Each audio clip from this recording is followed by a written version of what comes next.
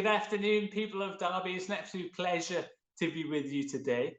As you can see, we're in a slightly different location. Things are going a little bit different over the last couple of hours, but we're here and we're live, and that is what matters most. It's a real pleasure to be with you for Brilliant Derby, and things are going very, very well. We've had a few meetings behind the scenes over the past week, and we've got some really exciting things planned for the community of Derby coming real soon. So we've kicked it off with the Art of Brilliance, we kicked it off with Dr. Andy Cope and his team, and now we're venturing out into real Derby people. And like the address at the top says, yes@brilliantderby.org. If you'd love to get involved, we are looking for volunteers, whether that's in a contribution capacity, whether that's as a working project in terms of being the host. We're looking for a new host. It's an opportunity for me to say that we're looking for a new host for Brilliant Derby, but also somebody behind the camera too, in terms of the IT support. So if you do want to get involved with Brilliant Derby, please feel welcome to drop an email to yes@brilliantderby.org, and we would love to hear from you and get you involved. So it's an absolute pleasure to be with you today.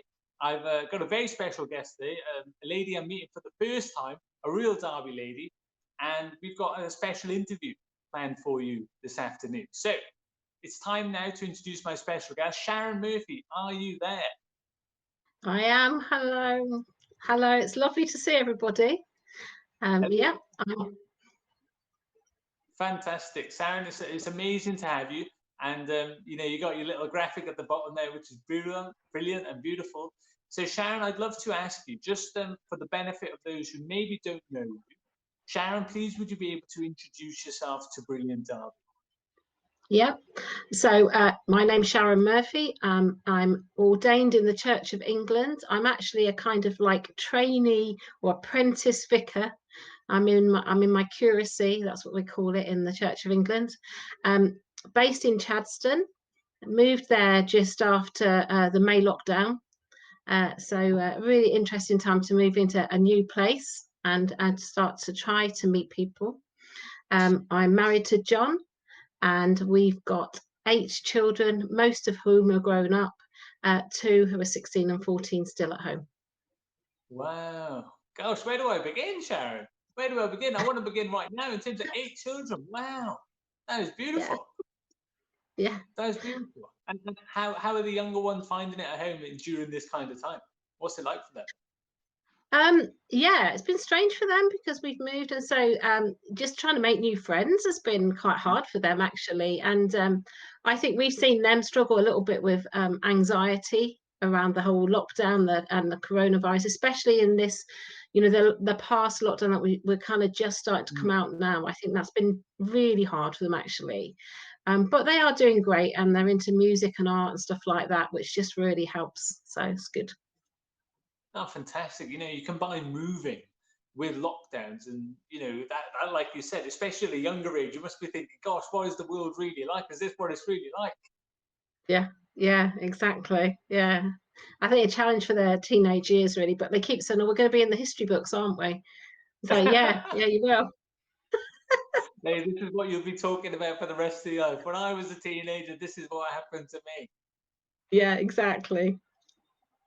No, beautiful. That's amazing, Sharon. And I know you do beautiful work in the community of Derby. So would you be able to share a little bit about what you do? Yeah. So I'm a different type of vicar, really. I'm a community vicar.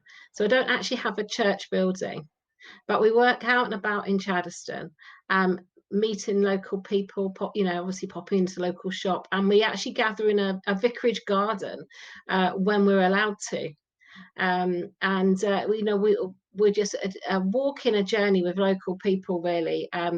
People who maybe are struggling and just want a listening ear, or for some of them maybe wanting to know a bit more about faith. So that's what we've been doing, and noticing really that loads and loads of people, most people are struggling a little bit with their mental health. Just struggling with the mundaneness of everything, and maybe struggling if they lost a job, or life is hard for getting food or heating the house or whatever. So just walking with people, really.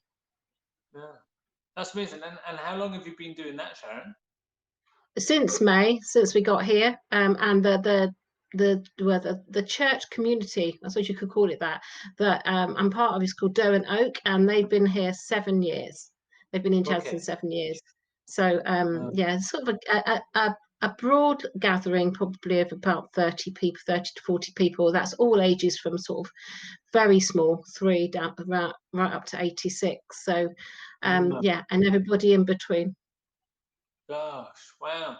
Oh, and like you said earlier, Sharon, I'd love to know a little bit more about your feelings, because again, when you start this in May, May 2020, it's still a bit unsure what's going to happen, how long this is going to last for. It's still the first lockdown. The world has come to a stop. There's no airplanes. Everybody's really fearful at the time. It's a great. What will you kind of say the notice the big difference is maybe between, say, it's almost 1 year ago now, but that kind of feeling and that kind of atmosphere within the community compared to now. What are the main kinds of differences you notice? I would say for some parts of Chadston, really, people are really struggling, and it's almost like despair. Got to the point of despairing. Really, are we ever going to come out of this? Are we ever going to actually, not go back to normal? Because I don't think we'll go back to normal as such, but just be able to have some normality, really, where we can, gather together. And people really missing families. My neighbour says how lonely they are. He's on his own, widowed. Really tough, isn't it? And yeah, so that's been, I think, really hard. And people's anxiety levels are high, I would say, and with that comes depression, and people really, really struggling.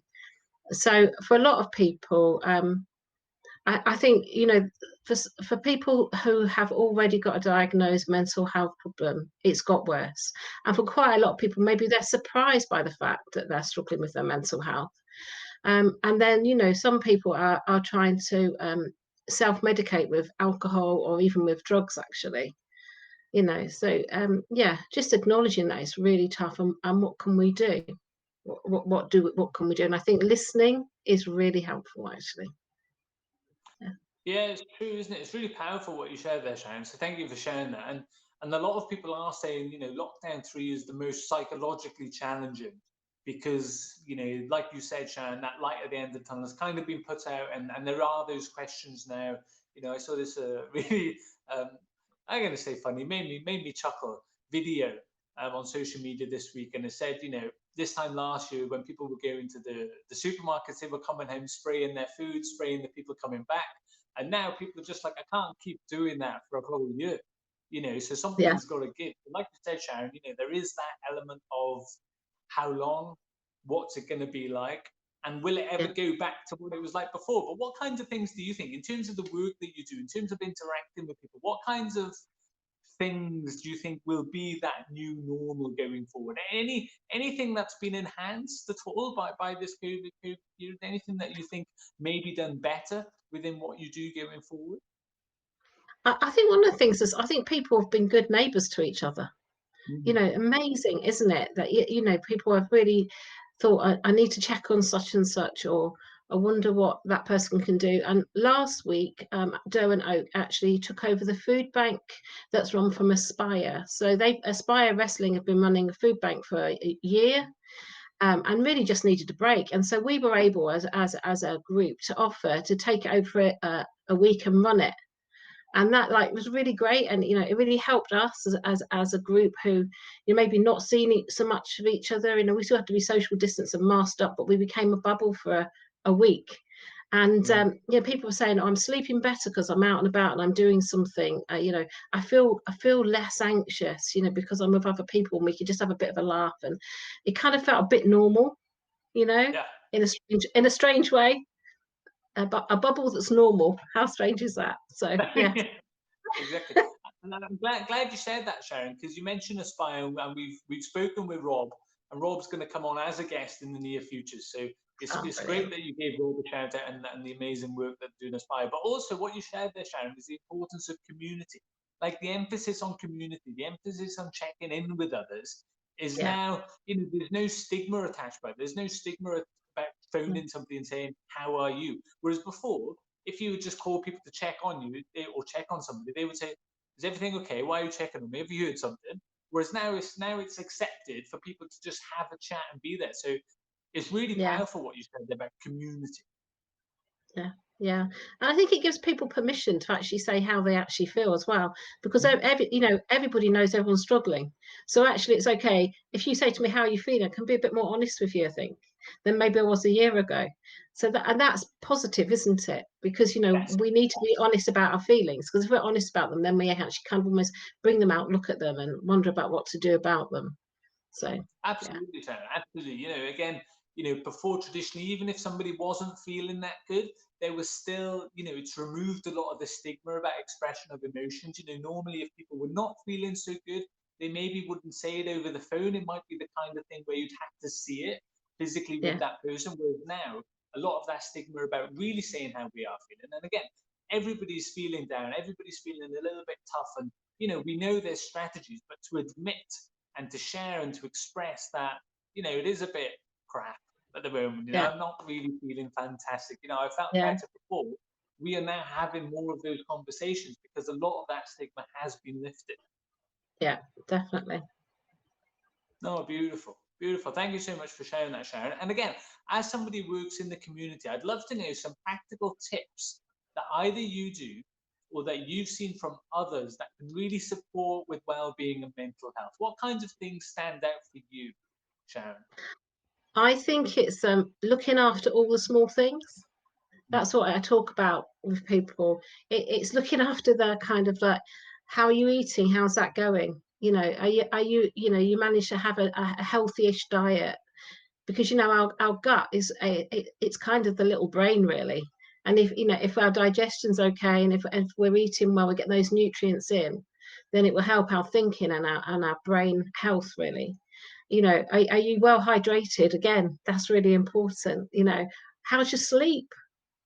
Yeah, exactly. How's your sleep? How are you doing with that? Because people are struggling with sleep, aren't they? And you know, just saying, with the NHS has got some great sleep hygiene kind of ideas around, regular bedtimes and stuff like that. And maybe that's something we could look at and discuss together. What does that look like?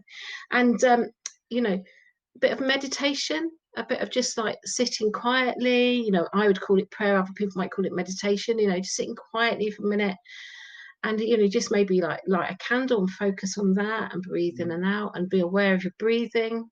It just that really helps to center us and feel better. And maybe it would be easy to reach for the alcohol, or maybe even the drugs, but actually no alcohol and drugs is so much better for our mental health.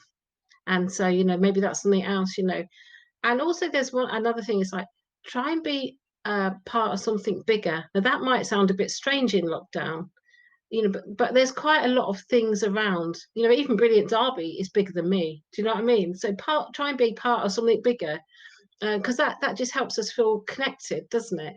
So I would say for me, it's all the small things. Look after all the small things, and it'd be surprising how much better you can feel. wow. That's so many. I want to pick up so many of those things, Sharon. Gosh, I want to start with the routines and the habits. And again, for those watching this on YouTube, I want you to have a little look at Martin's session a few weeks ago, who talked about how we sleep, how we move, and all these small things, and building up some awareness. Like you said, Sharon, building awareness about what we're currently doing, because it's so easy to reach for the snacks. It's so easy to reach for the alcohol. It's so easy to reach for these other substances and just stay like a potato in the sofa, watching the news 24 hours a day, waiting for the next case or the next border or the next, headline that will come in 15 minutes Yeah, time, just to, give us that little bit of an oomph in the wrong direction. So I completely agree with that, Sharon, in terms of reaching out for healthy things. Because one of the things that, Dr. Andy Cape loves to say is that, we talk about self-care, we talk about looking after ourselves, we talk about taking time, like you said, it could be a prayer, it could be meditation, it could be taking a moment to look outside. But what we do when we take moments for ourselves is, are we looking after ourselves right now? Hopefully, yes. Doing something good, something makes us feel good, but also something which you alluded to there, Sharon, but something that is going to help us in the future too. So yeah, yes, it might be fine to have a biscuit, but don't eat 25 biscuits, gosh, because then you'll be feeling a bit sluggish. yeah, Again, much easier said than done. But when we have that element on the future version of ourselves, when we have that element of, okay, how will I feel if I eat 20 of these? Or how will I feel if I eat one? And all these kinds of conversations. We can have these conversations with ourselves. But lastly there, Sharon, you talked about the importance of community and contribution. And again, you know, Brilliant Derby is an amazing opportunity. This is something for every single person who's watching this now. There is a space for you to get involved. And like you said, Sharon, and I'm sure you know way more than I do about the importance of contribution. You know, and in the technology world, that can be, and I know technology gets a bad name, but I love technology if it's used properly. But you can join certain groups. You can get inspiration for meals that you can cook and meet like-minded people in the community. So what would you say about contribution, Sharon? Because I'd like to dive a little bit deeper. I'm conscious of time, but I'd like to dive a little bit deeper into the contribution element, because I know this is the service element is a huge part of what you do. But what kinds of feelings do you get when you're contributing, whether it's the Aspire Food Bank or whether it's what you do in the day-to-day basis? Yeah, I just think it helps you to have a positive outlook, really. You know, if you're contributing, you're helping somebody else, or you just, even if you're, I don't know, gardening with somebody. I know, you have to do that socially distance at the moment, but there's lots of things, you can do. It just is really positive. And I think another thing I really like to add in is gratitude, an attitude of gratitude. It sounds really weird, but the more thankful you are, the more it lifts your spirits. And even writing down just before you go to bed one thing that you're grateful for during the day, and that could be, I was grateful that I volunteered for this, or I was grateful that I signed up for that, or whatever it is. But something about attitude of gratitude as well, which just helps to lift our spirits. No, it's beautiful. It's so beautiful. I'm a big believer in gratitude, Sharon. You might not know that about me, but I'm a huge believer in gratitude. Every night before bed, I write in my little book 3 things every single day. And I've been doing it for almost 3 years now. And it's really, really powerful. And it's beautiful because, one, because you feel good, but also it forces you to notice. It forces you to notice, what have I done today? Because it's very easy to go to bed after just watching the 10 o'clock news or seeing what's happened on Facebook and be like, oh my God, the world is so crap. Right? But also at the same time, when you think about the gratitude for yourself, you think, okay, what have I done today? What have I done today? What have I eaten today? Did I go for a walk today? Was the weather nice? Was it like this morning and I could hear the birds sing? And all these little things, like again you said at the start, Sharon, these little things can be, reinforced when thinking about our day. So I love that. I love that. Yeah. Fantastic. Fantastic. So one more question. I'm going to put you on the spot here, Sharon. So you shared a few tips, which is great. You've shared a little bit about perspective of how people are feeling, which I completely agree with. We've shared a little about the opportunities to get involved with Brilliant Derby. But what other thing, like if you could recommend something, like would you suggest for people to volunteer to that Aspire Food Bank? Is that something people can get actively involved in? Like, for people watching this today, or for people watching this when this goes live on YouTube, for people who want to do something for the community, what kind of thing would you suggest? I think the food provision that across Derby, not just with Aspire, but across the whole place, they're always looking for people to volunteer, and they're especially looking for people, to Aspire, especially looking for people to deliver, because they are a food bank that actually delivers the parcels. So yeah, I think get involved with something local. Find out what's going on in your locality and see where you can join in, because it won't just be about food, but it can be about anything. And so that would be brilliant, I think, and it'd be surprising how much it helps make you feel better, make you feel, you just to help you a mental health, really, and to help you feel that you're actually contributing, be a part of something bigger. Yeah, that's so powerful. Again, kindness is win-win. You're doing an act of kindness, and the other person's grateful for receiving that, but then you feel good as well because you've done something. So it's like they're in a better state of mind. I'm in a better state of mind. This is all right. I can get through this. Yeah, it's brilliant, isn't it? No, it's beautiful. And again, just before we say thank you to Sharon, again, you're seeing the email address coming up the top there. And again, if you do need more information about what is going on in the community, please feel welcome to email that address and say, I'd love to get involved with something. Please point me in the right direction. I know the people who are monitoring that are very well connected with what is going on in the community. So it might not just be Aspire. It might not just be a specific place within Derby. We're talking about the whole of Derby here, and there's plenty of amazing things going on that will need people, kind-hearted people, to contribute some of their time and energy for the greater good. So Sharon, I want to say thank you so much. It's been a pleasure to meet you. I'm so glad we did meet, and I look forward to hearing from you again soon. And we've got Rob, who's going to share a little bit more coming soon. Who's going to share about what he's doing, and of course a shout out to Aspire from Sharon here. But thank you so much, Sharon, for joining us and sharing your message and sharing about what you do, but also the importance of anybody watching this right now taking an active role in the community. That's the main takeaway for me. Yeah, lovely. Thank you so much. Thank you, Sharon. Goodbye. We'll see you soon. Take care and see you. Bye.